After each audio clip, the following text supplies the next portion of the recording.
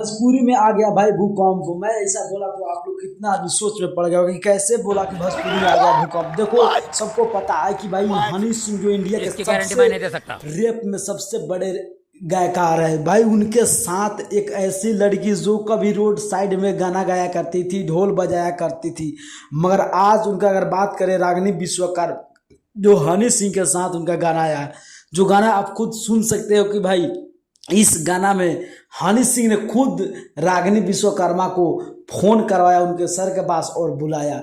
भाई ये होता है, यानी कि आप गरीब हो अमीर हो, बड़े गायकार हो छोटे गायकार हो, आपको कुछ फर्क पड़ने वाला नहीं, बस आपका किस्मत साथ देना चाहिए। वही हुआ रागिनी विश्वकर्मा के साथ, जो कि सबको पता होगा बहुत दिन पहले ही एक गाना पर वायरल हुई थी, जो खेसारी लाल का गाना था, उसी गाना पर वायरल हुई थी रागिनी विश्वकर्मा। मगर रागिनी विश्वकर्मा ने पूरा दुनिया में तहलका मचा दिया और भोजपुरी का नाम बहुत ऊपर कर दिया।